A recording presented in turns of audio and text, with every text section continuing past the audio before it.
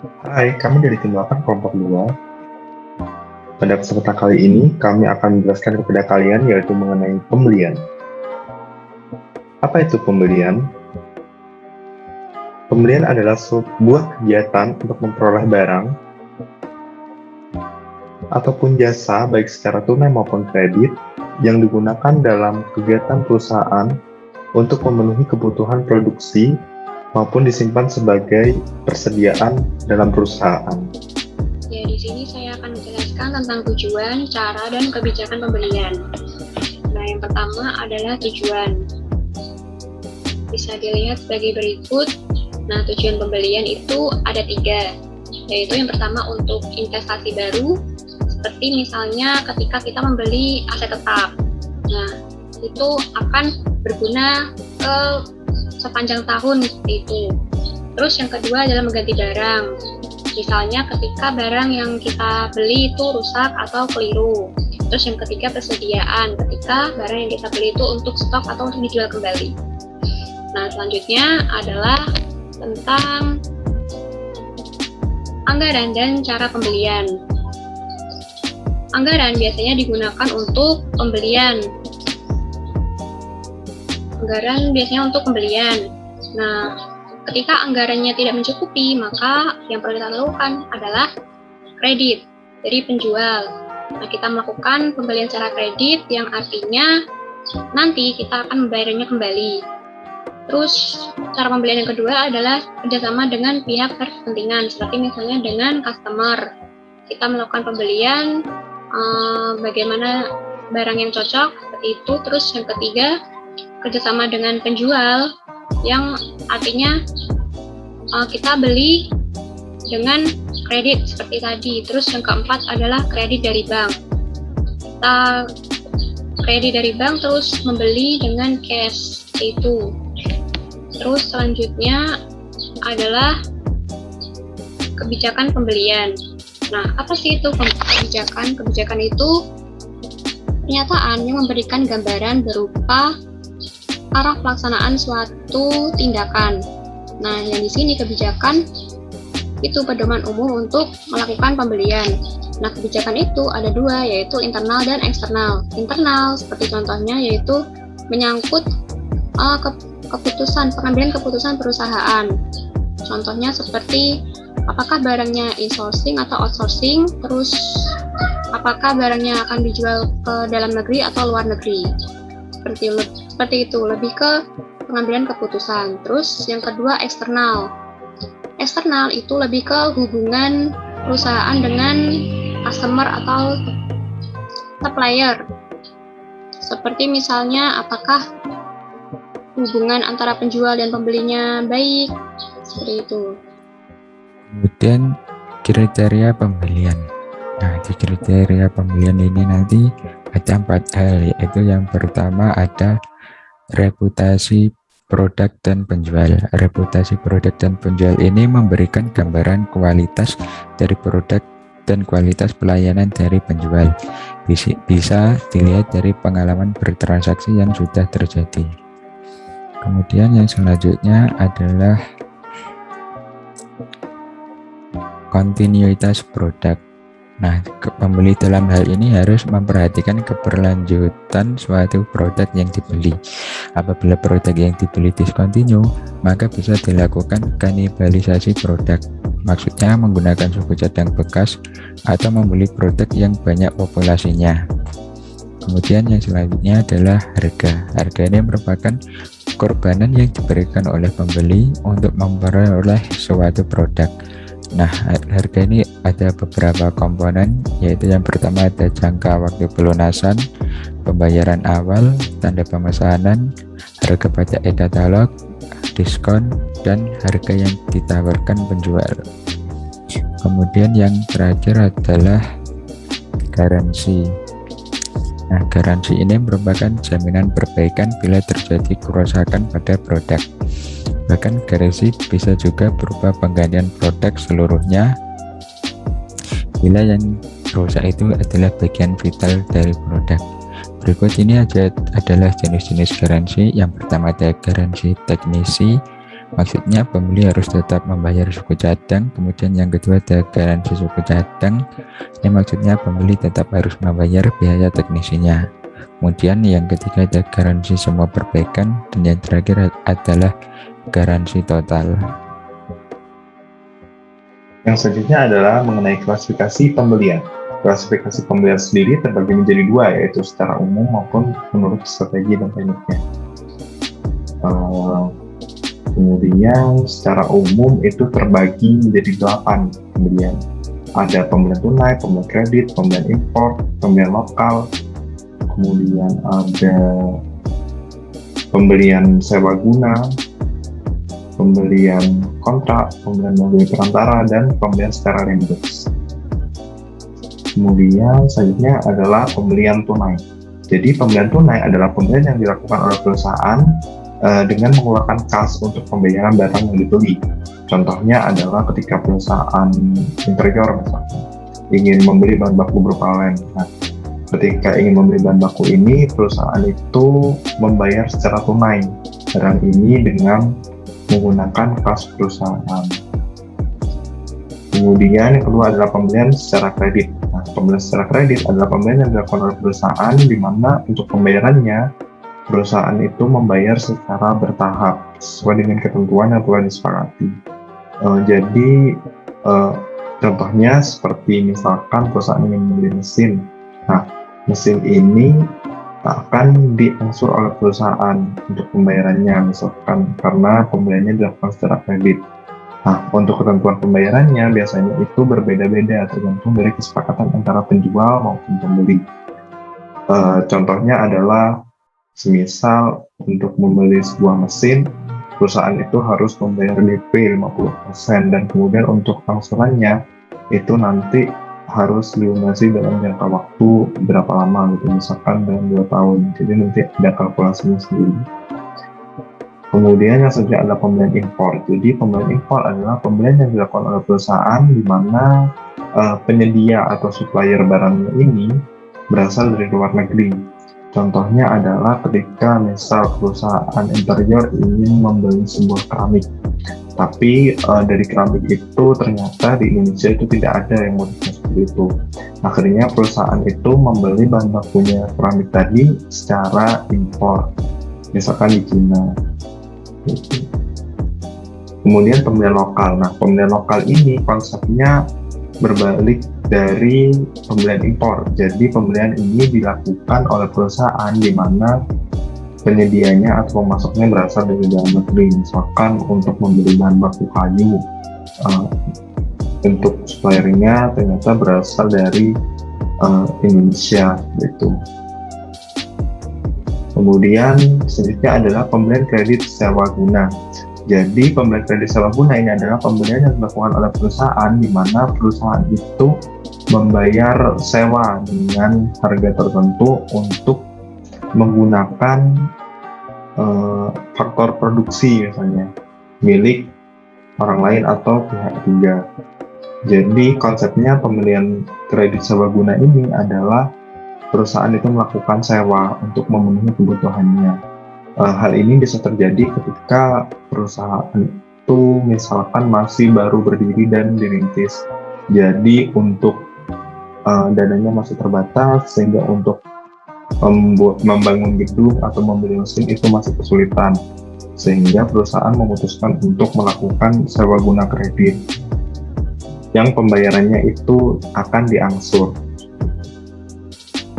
Kemudian yang selanjutnya adalah pembelian secara kontrak. Jadi pembelian secara kontrak ini adalah pembelian yang dilakukan oleh perusahaan di mana antara perusahaan selaku pembeli akan menandatangani sebuah dokumen kontrak dengan penjual atau vendornya. Contohnya adalah ketika perusahaan ingin melakukan pengadaan bahan baku cat, keramik, seperti itu. Perusahaan itu menunjuk vendor tertentu karena mungkin kualitasnya sudah terjamin, sehingga perusahaan memutuskan untuk melakukan pembelian secara kontrak. Jadi nanti kemungkinan perusahaan itu akan selalu disuplai untuk bahan bakunya tanpa perlu nanti ada proses pengadaan lagi. tergantung dari perjanjian yang ada di kontrak. Jadi di kontrak itu biasanya tergantung mengenai hak dan kewajiban penjual dan pembeli, serta mungkin bisa ada berapa lama jangka waktunya dan barang apa saja yang termasuk di dalam kontrak untuk disapri oleh penjual. Kemudian yang selanjutnya pembelian melalui perantara. Jadi pembelian melalui perantara ini adalah pembelian yang dilakukan oleh perusahaan di mana perusahaan itu menggunakan pihak ketiga untuk melakukan pengadaan, misalkan pengadaan bahan baku seperti itu. Contohnya, misal perusahaan ini ingin membeli kayu untuk bahan baku interior misalkan. Nah, namun bagian pengadaan ternyata mengalami kendala atau mungkin memang sebelumnya belum ada divisi pengadaan karena masih baru berdiri perusahaannya, sehingga perusahaan itu memutuskan untuk menggunakan pihak ketiga di luar perusahaan yang nanti mekanismenya mereka akan membantu perusahaan untuk melakukan pembelian bahan baku yang dicari tadi, sehingga nanti ketika sudah didapat barang tersebut, nanti pihak ketiga akan mendapatkan sejumlah komisi tergantung perjanjian di awal terkait berapa persen dia akan mendapatkan komisi tadi gitu. Kemudian pembelian reimburse. Jadi pembelian reimburse ini lebih menekankan kepada cara pembayarannya. Jadi cara pembayaran reimburse ini yaitu dilakukan oleh pembawa atau yang mengangkut barang. Jadi contoh kasusnya misalkan seperti ini, ketika perusahaan ingin membeli sebuah keramik, misalkan keramik itu beli berapa buah, dan mungkin dari bagian keuangan, si bagian pengadaan yang ada di perusahaan sudah diberi sejumlah uang tertentu. Namun ketika ingin membeli keramik ternyata harganya naik, sehingga jumlahnya kurang nominal uang yang diberikan dari bagian keuangan tadi. Sehingga bagian pengadaan harus memenuhi kekurangannya tadi, sementara agar barang yang ingin dibeli tadi bisa segera sampai di perusahaan. Nah, oleh karena itu dilakukan proses reimburse tadi. Nah, setelah barang nanti tiba di perusahaan, bagian pengadaan atau bagian yang membawa dan mengangkut barang tadi yang mengisi kekurangan biayanya akan menyerahkan mungkin bukti pembayaran ataupun nota ke bagian keuangan untuk mendapatkan penggantian biaya yang sudah digunakan sebagai kekurangan pembayaran. Selanjutnya adalah pembelian berdasarkan strategi dan tekniknya. Berdasarkan strategi dan tekniknya sendiri, pembelian itu terbagi menjadi 3. Itu ada pembelian biasa, pembelian atas dasar konsinyasi, dan pembelian tepat waktu. Nah, yang pertama adalah pembelian biasa. Jadi pembelian biasa ini adalah pembelian yang dilakukan oleh perusahaan di mana dalam prosesnya itu berlangsung secara konvensional. Jadi semisal perusahaan ingin membeli bahan baku seperti cat ataupun kayu seperti itu. Nah, bisa dilihat seperti ilustrasi. Jadi antara perusahaan dan penjual atau vendor itu melakukan transaksi seperti biasa, baik secara tunai maupun kredit. Untuk perusahaan itu memperoleh bahan baku tadi. Kemudian yang selanjutnya adalah pembelian konsinyasi.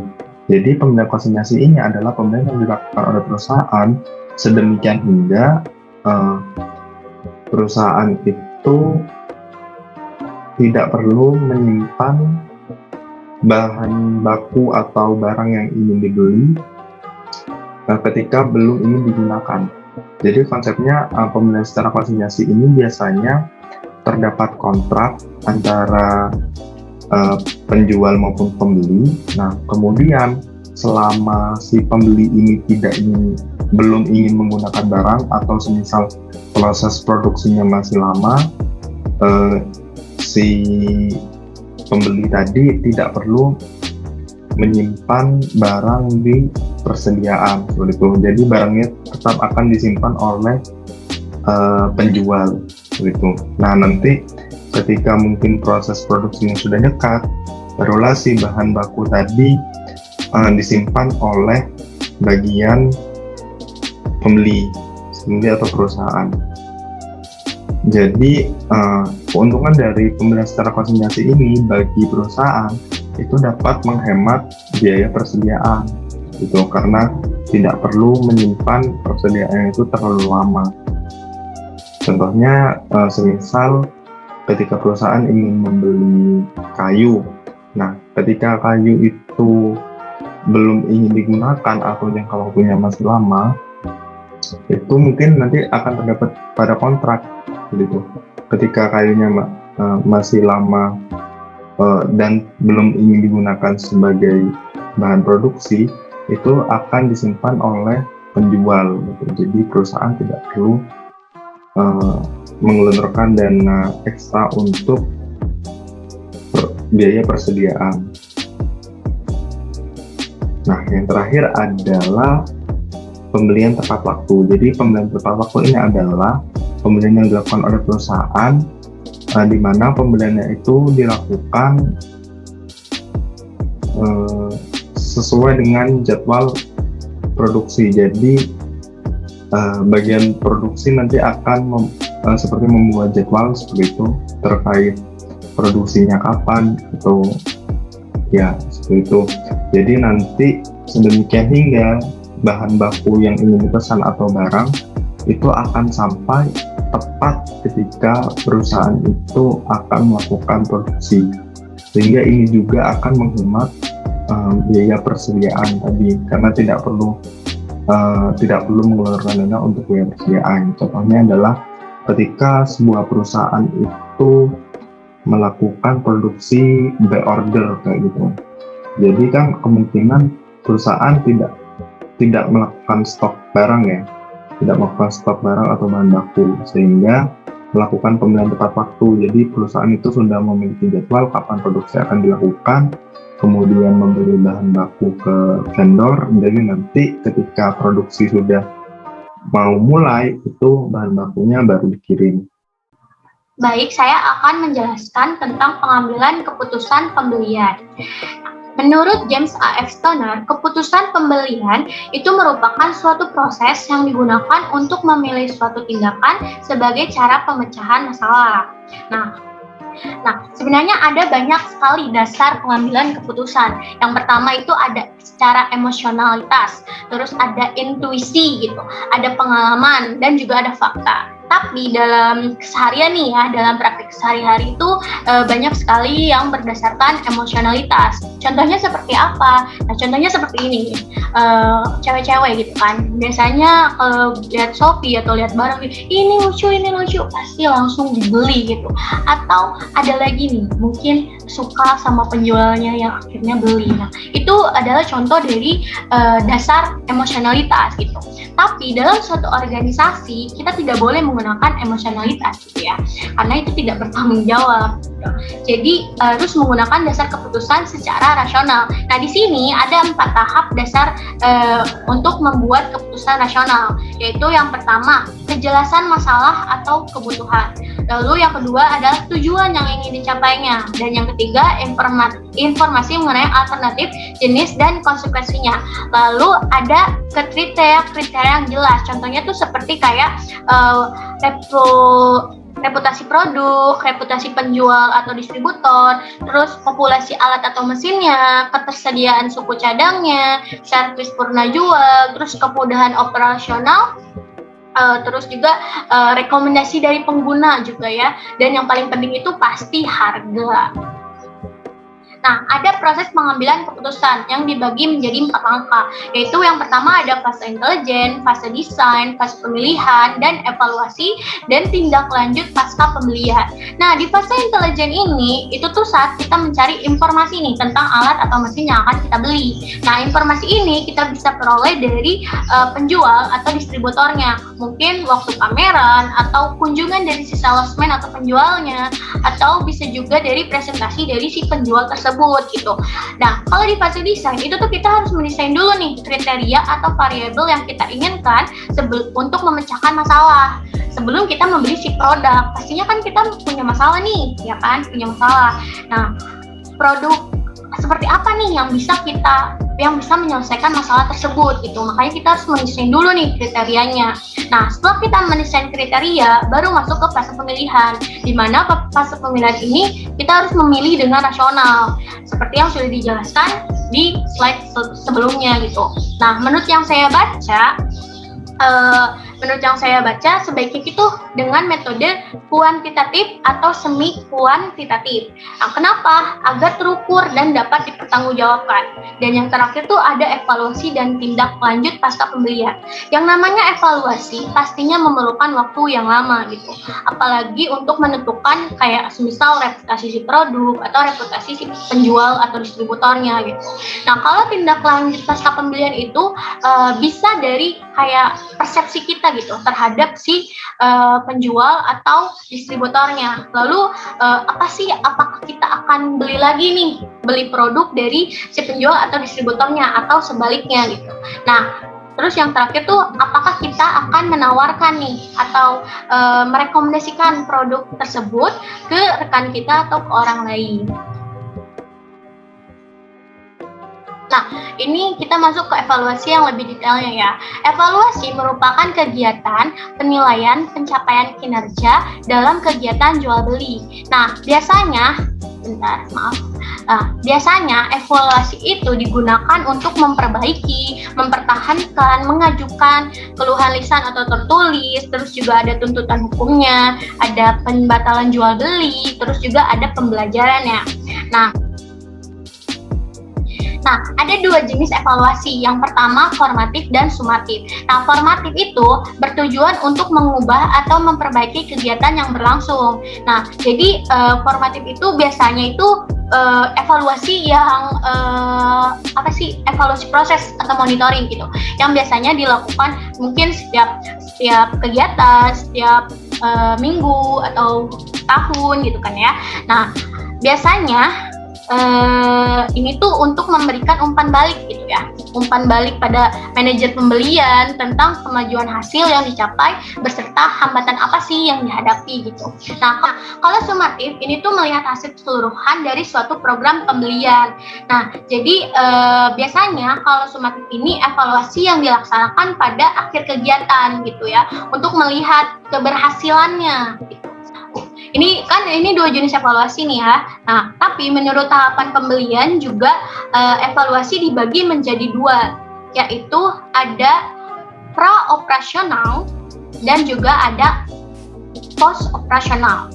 Nah, pra-operasional ini dilakukan sebelum produk berfungsi gitu.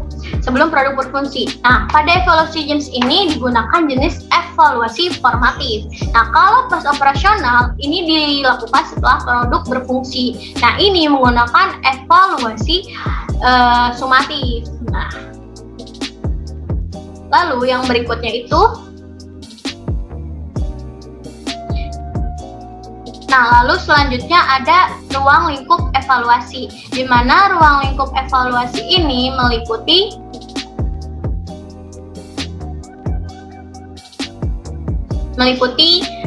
jenis evaluasi, program pembelian, siapa yang melakukan evaluasi, dan siapa yang memanfaatkan evaluasi. Nah, tahapan akhir dari evaluasi itu adalah tindak lanjut. Evaluasi tanpa tindak lanjut itu tidak ada manfaatnya. Nah, biasanya tindak lanjutnya ini bisa berupa kayak grafik atau tabel yang menunjukkan evaluasi tersebut. Jadi, biar kita bisa melihat gitu ya, atau menilai gitu, mengevaluasi dan menentukan tindak lanjut seperti apa yang akan kita lakukan gitu untuk memperbaiki kegiatan sebelumnya. Saya akan menjelaskan mengenai case study pembelian bahan baku pada PT Malang Indah Genteng Rajawali Malang. Saya akan menjelaskan beberapa poin, yaitu proses bisnis awal, identifikasi permasalahan, dan solusi yang ditawarkan.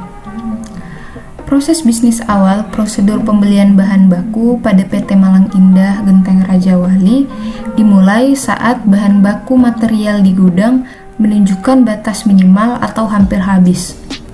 Mandor gudang akan memberitahukan kebutuhan bahan baku tersebut kepada bagian produksi secara langsung atau secara lisan tentang jenis, kualitas, kuantitas, dan batas waktu penerimaan bahan baku dari pemasok untuk menghindari keterlambatan kegiatan produksi. Selanjutnya, setelah menerima permintaan pembelian dari mandor gudang, kepala bagian produksi akan melakukan pesanan ke pemasok melalui telepon. Pemasok akan mengirimkan bahan baku sesuai dengan permintaan pesanan kepala bagian produksi. Bahan baku akan diterima oleh mandor gudang beserta dengan fakturnya atau nota dan surat jalan dari pemasok. Kemudian mandor gudang akan memeriksa kondisi bahan baku tersebut apakah telah sesuai dengan permintaan yang diajukan. Jika bahan baku yang dikirimkan tidak sesuai, maka kepala bagian produksi akan menolak kiriman bahan baku tersebut dan mengajukan permintaan pengembalian. Namun, jika sudah sesuai, kepala bagian produksi akan menandatangani nota yang dikirimkan oleh pemasok. Terakhir, kepala bagian keuangan akan memeriksa faktur atau nota dari pemasok yang sudah ditandatangani oleh kepala bagian produksi dan ditandai sebagai hutang. Berdasarkan prosedur tersebut, kami mengidentifikasi beberapa permasalahan, yaitu fungsi penerimaan dan fungsi penyimpanan yang masih rangkap. Yang kedua yaitu terdapat beberapa prosedur yang tidak memiliki dokumen, sehingga akan menyebabkan kekeliruan atau human error dalam proses penyampaian informasi. Dan yang ketiga yaitu prosedur pembelian yang masih kurang lengkap. Dari permasalahan tersebut, kami menawarkan solusi, yaitu memisahkan antara fungsi penerimaan dan fungsi penyimpanan yang sebelumnya pada PT Malang Indah Genteng Rajawali, fungsi penerimaan dan fungsi penyimpanan hanya dilakukan oleh mandor gudang. Sehingga kami menawarkan solusi yaitu dengan menambah sumber daya, sehingga fungsi penerimaan akan dilakukan oleh mandor sortir dan fungsi pembelian akan dilakukan oleh mandor gudang. Selanjutnya yaitu penambahan beberapa dokumen. Yang pertama yaitu surat permintaan pembelian. Dokumen ini diisi oleh mandor gudang yang membutuhkan bahan baku dan diberikan kepada kepala bagian produksi untuk meminta persetujuan pembelian, di mana di dalam dokumen tersebut tercantum jenis barang, jumlah barang dan kualitas, serta kuantitas yang dibutuhkan. Dokumen ini dibuat agar ada bukti permintaan barang dari mandor gudang yang diotorisasi terlebih dahulu oleh kepala bagian produksi. Dokumen selanjutnya yaitu surat order pembelian. Dokumen ini adalah dokumen yang digunakan untuk memesan bahan baku kepada pemasok, yang diisi oleh mandor gudang dan juga berfungsi sebagai acuan dalam memeriksa bahan baku yang dikirimkan oleh pemasok. Laporan terakhir yaitu mengenai laporan penerimaan barang. Dokumen ini bertujuan untuk menunjukkan bahwa bahan baku yang diterima dari pemasok telah sesuai dengan pesanan. Untuk yang bertanggung jawab dalam pengisian dokumen ini adalah mandor sortir yang kemudian akan diotorisasi oleh kepala bagian produksi. Selanjutnya yaitu dengan merekayasa proses pembelian bahan baku menjadi sebagai berikut. Proses dimulai saat persediaan bahan baku material di gudang menunjukkan batas minimal atau hampir habis. Mandor gudang akan membuat surat permintaan pembelian yang diisi sesuai dengan kebutuhan bahan baku yang dibutuhkan. Rangkap 2 yang diberikan kepada kepala bagian produksi. Selanjutnya, setelah menerima surat permintaan pembelian dari mandor gudang, kepala bagian produksi akan menyetujui mandor gudang untuk melakukan pembelian. Kemudian, surat permintaan pembelian yang rangkap 2 ditandatangani. Satu surat permintaan pembelian diberikan kepada mandor gudang dan yang satunya lagi akan dijadikan sebagai arsip oleh kepala bagian produksi. Setelah mendapatkan persetujuan dari kepala bagian produksi, kemudian mandor gudang akan membuat surat order pembelian kepada pemasok dan melakukan pembelian via telepon. Surat order pembelian dibuat rangkap 4 Untuk mandor sortir, bagian gudang, kepala bagian keuangan, pemasok, dan untuk mandor gudang sendiri.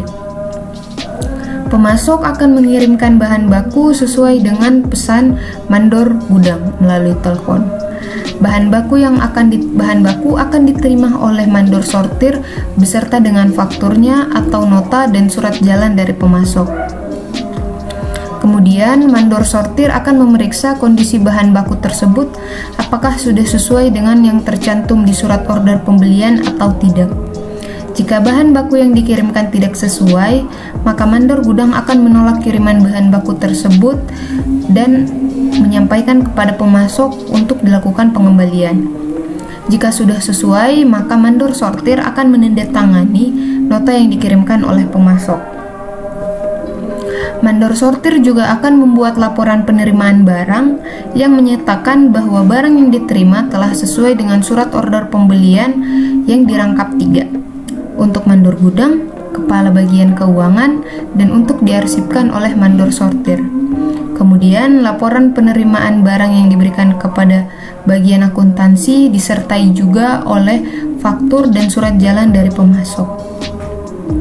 Kemudian, proses penerimaan barang dari mandor sortir akan disesuaikan dengan surat order pembelian dan dicatat dalam kartu gudang oleh mandor gudang.